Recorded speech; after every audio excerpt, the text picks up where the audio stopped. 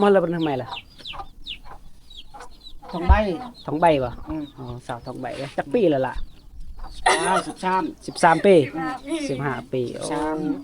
อ้ไปเฮือนหลังสุดท้ายมันมี3สาวพอดีพอสาวทองมีบ่ทองไม้ซื้อฮักโอ้ซื้อฮักสบายดีทุกคนตอนนี้เบาโมยก็อยู่ในหมู่บ้านต้มปลีคือเก่าทุกคนเนาะแต่ว่าตอนนี้เบาโมยอยู่ในต้มปลีต้มปลีไห้ทุกคนแล้วก็ว่าสิเลาะเบิ่งในหมู่บ้านนี้ว่าเขาเจ้าเฮ็ดหยังเนาะแล้วก็เบาโมยได้เลาะในมื้อนี้ก็ได้อะไรประมาณกับหมู่บ้านนี้ก็จะแม่น2หมู่บ้านเลยทุกคนแต่ว่าเฮาก็จะไปเบิ่งข้างในละถามเบิ่งวิถีชีวิตของเขาว่าเขาเจ้าเฮ็ดหยังช่วงนี้ทุกคนโอเคเฮาจะไปเบิ่งนำกันนะทุกคนนี่เนาะเฮาก็จะย่างไปนี่ทุกคนเห็นพวกเด็กน้อยเขากำลังนั่งเล่นหรือว่าเฮ็ดหยังอยู่เนาะบ่ฮู้ทุกคน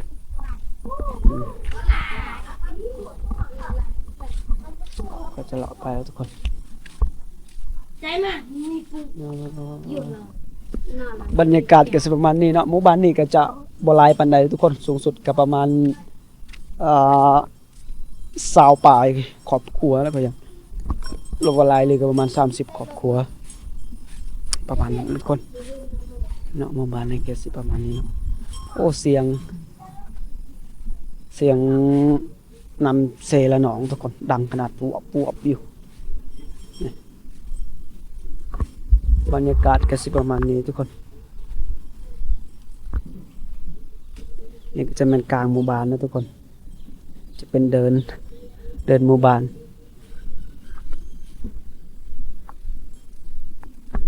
นี่เนาะบางคนก็เฮ็ดเฮือนแล้วบางคนก็ยังบ่ทันแล้วเอาก็จะไปเบิ่งเขาเจ้ากำลังตักน้ำทุกคนใส่น้ำบาดาลนะทุกคนเพราะว่าน้ำมันข้นช่วงนี้บางทีเขาเจ้าจะใส่น้ำเซหรือว่าไงเพราะว่าเขตชนบทส่วนหลายเขาเจ้าจะมักใส่แบบสบายๆเนาะเพราะว่าน้ำบาดาลเฮาต้องสูบคือแบบนี้เนาะเขาเจ้าต้องสูบก้อนน้ำบาดาลทุกคนนี่พอเวียนหน่อยแม่น้อยยึดเดาะเหรอนี่เนาะพอดีอ๋อใส่ได้น้ำบาดาลน่ะคันเละน้ำเซละนองบ่หลายเจ้ากินน้ำเซละนองบ่น้ำเล่นบ่จะได้ตอนนี้น้ำเล่นบ่ได้บ่เอาห้อยเป็นน้ำเล่นบ่ได้หลายทุกคนเลยจำเป็นต้องตักน้ำบาดาลก็สะอาดดีทุกคนนี่สบายดีบ่มอแล้วก็น่าสานฮวดเลยนี่นะทุกคนกำลังน้องเพิ่นกำลังตักน้ำใส่กระตุกเนาะคือบ่เอากระตุกใหญ่เป็นหยังเอากระตุกน้ำหัวเสือมันหน่อยโพดล่ะเอาวี่ทุกพูดแล้ววี่มันเลยบ่บ่ได้เนาะตอนนี้น้องเพิ่นว่าบ่ได้กระตุกใหญ่ก็มีอยู่แต่ว่าตัวเองบ่ได้เนาะทุกคนก็จำเป็นต้องเอากระตุกน้ำหัวเสือกระตุกน้ำเป๊ปซี่เนาะเลยเอามาตักแวลหน่อประมาณจะครอบครัวเลยเอาประมาณ40ครอบครัวทุกคน30หรือว่า80ครอบครัวอยู่ท่องคันไหนแม่นบ่นั่นแหละทุกคนกำลังตักน้ำหลายบ่ผู้สาวบ้านนี่โอ้ผู้สาวก็หลายทุกคนแต่ว่าเฮาก็เลาะไปเนาะอันนี้ก็คือที่ชีวิตเนาะเขาเจ้าในเขตชนบทก็น้ำก็เฮาก็จะไปตักแบบนี้ใส่เป็นน้ำบาดาลนะทุกคนเพราะว่าบ่มีน้ำเล่นคือบ่มีน้ำประปาว่าง่ายซะบ่คือในเมืองมีน้ำเล่นมีน้ำประปาสะดวกสบายแต่ว่าในเขตชนบทเฮาจะมีน้ำบาดาลแบบนี้เนาะภาครัฐเพิ่นเฮ็ดให้เด้อทุกคนโอเคเนาะเฮาก็จะตะปายนี่เนาะเฮาก็จะย่างเลาะไปหลุมทุกคนนี่สิย่างไปก็จะมีกกกล้วยเขาเจ้าจะปลูกทุกคนนี่ก็จะแม่นเฮือนครัวทุกคนนี่เฮือนครัวเฮือนยังบ่ทันแล้วเนาะเฮือนหลังใหญ่ยังบ่ทันแล้วนี่จะแม่นเฮือนครัวทุกคน นี่ ในเจียดจิ๊บ อ๋อเราก็จะไปเบิ่งทางนี้ทุกคน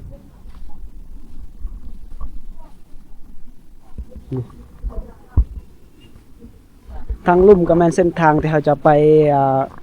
เซละหนองทุกคนโอ้เซละหนองก็คือว่าลายแท้นี่เนาะเราจะไปเบิ่งเซละหนองนำกันทุกคนเพราะว่าเซละหนองมันอยู่ลุ่มเนาะเพราะว่าเสียงมันดังเฟือบอยู่เนาะเอามือสิไปลงเบิ่งเนาะว่าน้ำมันหลายสำใดก็น้อยเราก็สิเลาะไปทางถึงอีกแล้วทุกคนนี่ก็จะแม่นเซละหนองนี่เด้อทุกคนอยากให้FC ฝั่งลาวกับฝั่งไทยต่างประเทศก็ดีเนาะที่ให้ไปเบิ่งไปชมนำกันทุกคนว้าวน้ำลายเลยทุกคน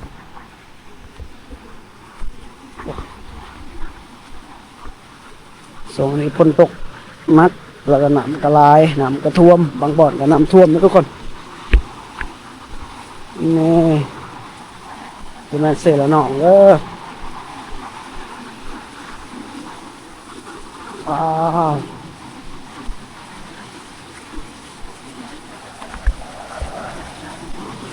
น้ำเซละนองสายเย็นนี่แหละก็ห้องว่าเซละนองสายเย็นแต่เย็นแท้เย็นไม่เย็นดอกนี่คนวางเกิดคน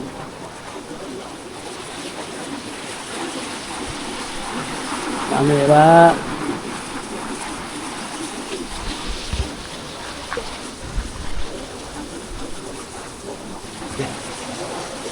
ไปเบามวยไปเบิ่งเซละนองทุกคนเพราะว่าได้เลาะในหมู่บ้านแล้วเพราะว่าบ้านเขาใก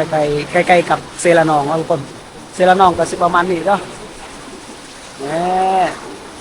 โอเคเราจะเลาะชนบทต่อทุกคนนี่เราก็เลาะไปเนาะย่างขึ้นถึงสิเบิ่งวิถีชีวิตของเขาเจ้าเนาะเซละนองก็สิประมาณนี้แล้วเด้อทุกคน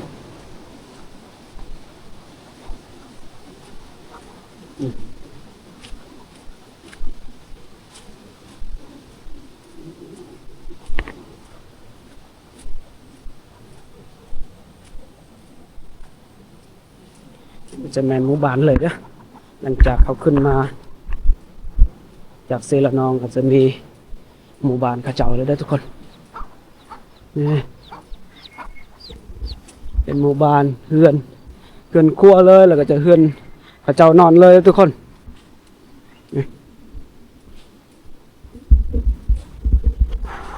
บางครอบครัวก็มีบางครอบครัวก็คือสิบ่มีเลยนี่อ๋อ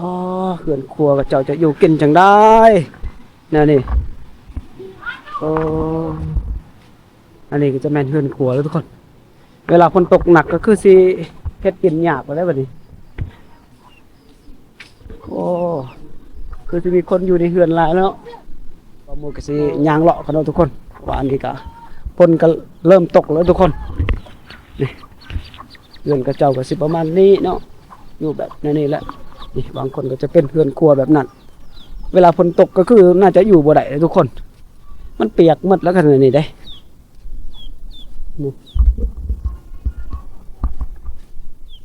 เฮือนกับเจ้าเนาะอาจจะเงียบกันนิดนึงโอ้เส้นทางตามหมู่บ้านนี่ก็จะตรงหน่อยหนึ่งแล้วทุกคน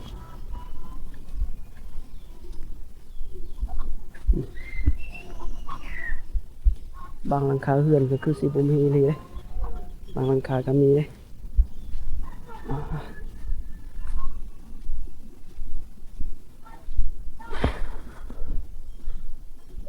พลกระมาแล้วทุกคนแข่งพลเลยไปถ่ายเลย ส่วนลายเขาเจ้าก็จะไปดำนาเฮ็ดไทยเฮ็ดสวนบางคนก็จะอยู่ละลาแล้วทุกคนหลังจากที่ดำนาแล้วเนาะ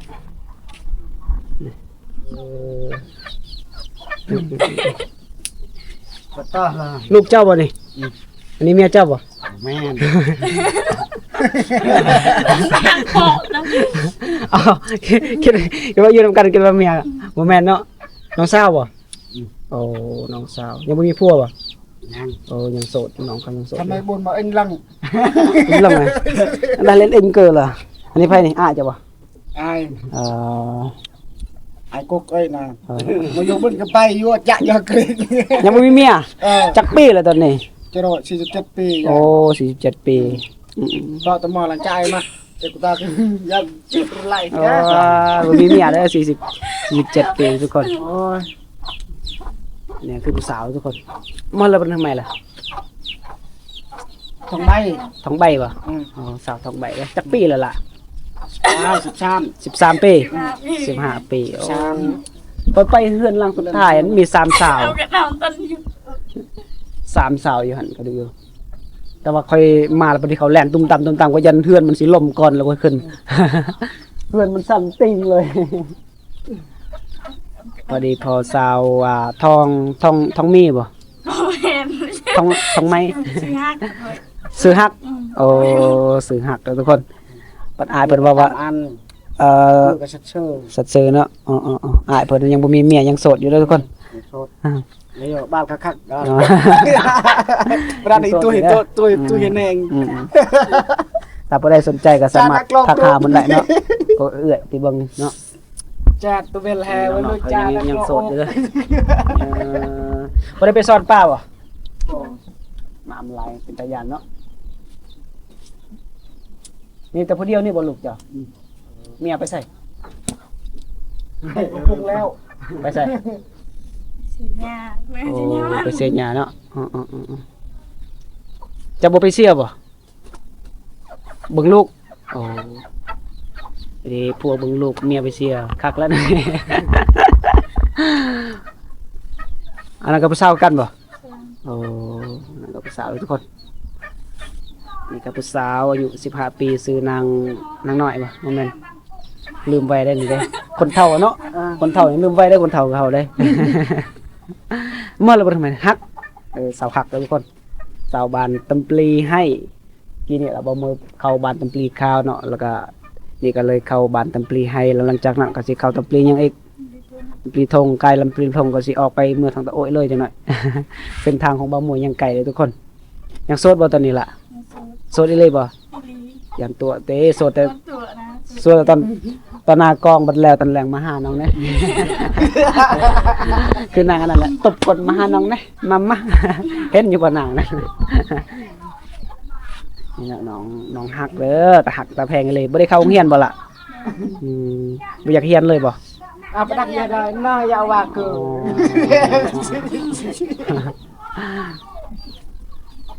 เรียนห้องได้จึงออกโรงเรียน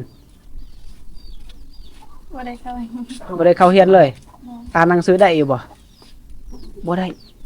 บัดเวลาเฮาเซตหาผู้บ่าวนี่เฮาเซตหาจังไดล่ะ เสร็จเสียงนะเซตเสียเอาเนาะโอ้ตอนนี้ข่อยกำลังอาบน้ำอยู่เนาะ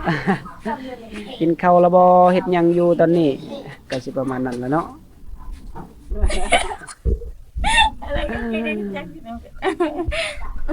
ไอ้ตัวบอมอันตรายเกีย เราว่าบ่มีเมียแล้วก็บ่มีคือกันแหละ เล่าแล้ว อืม โจร ถ้าว่ามีคนมาจีบนี่มักบ่ มัก มักคนอายุส่ำใดอะ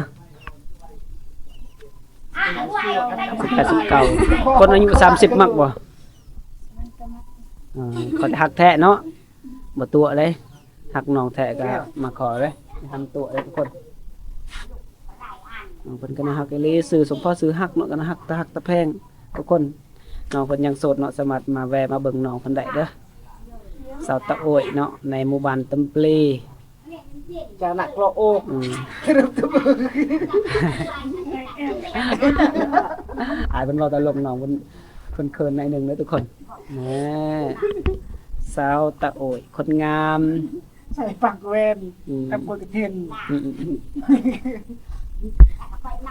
บ่ได้ไปเสียหญ้าบ่ล่ะ บ่ฝนตกฝนตกตกไป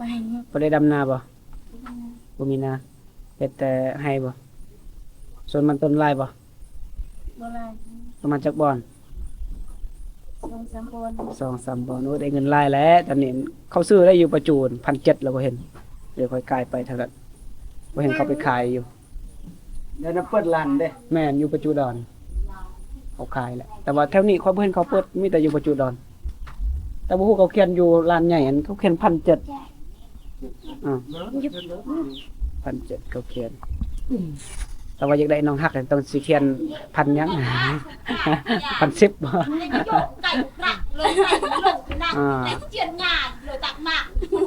มันจะต้องตักมากกับไก่แม่ตามามหรือไม่แน่นเนาะมันแก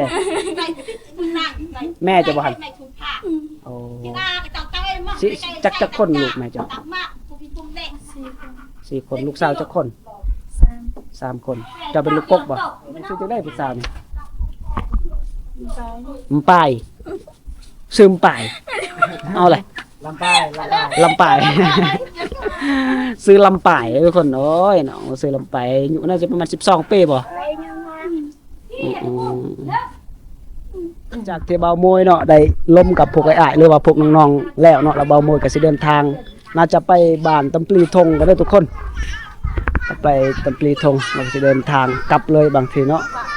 ในเมื่อวานนี้ก็สิประมาณนี้ทุกคนเพราะว่าแดดแน่พ่นแน่ช่วงนี้เด้อทุกคนนี่ผู้เบาหน่อยโอ้ผู้เบาหน่อยจักมาแต่ใส่ทุกคนส่วนหลายก็ใจจะไปหาหน่อไม้ช่วงนี้โอ้ยถ่ายมาแต่ไกลละอัดหน้าเลยเนาะยังไม่ได้ไปถ่ายแล้วทุกคนนี่วันนี้ก็สิประมาณนี้เด้อบางครอบครัวก็มีบางครอบครัวก็คือบ่มีแล้วเด้อทุกคนอยู่กินเป็นจังไดเฮาก็บ่ฮู้ดอกนี่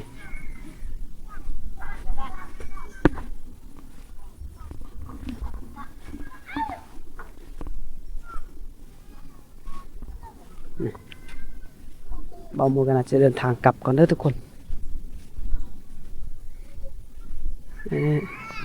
บางครอบครัวก็เฮือนก็เขาขึ้นไปเมื่อเฮือนมันติงแล้วมันคือมันอยากล่มทุกคนก็ตายต้นเขาอยู่บางคนก็มีก็คือมีเนาะเฮือนแบบนี้ก็พออยู่เพราะมันบ่ได้ล้มเนาะแต่ว่าบางราคาเฮือนก็คือบ่มีเลยเนาะเดี๋ยวบ่มือก็เจาะปะหลดอยู่นี่เด้อทุกคน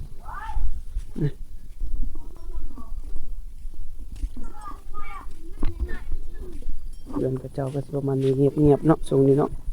ไปหาหน่อไม้บางครอบครัวก็ไปหาหน่อไม้บางครอบครัวก็บ่ได้ไปหาหยังเลยเด้อนี่จอดรถปะอยู่นี่เนาะพอดีบ่าวโมงสิเดินทางไปยังหลายหมู่บ้านเลยทุกคนมันเป็นนัดสาวเขานัดสาวว่าสิไปท้ายของน้องเขาเด้อหมู่บ้านนี้ก็สิประมาณนี้เลยทุกคนสบายดีทุกคน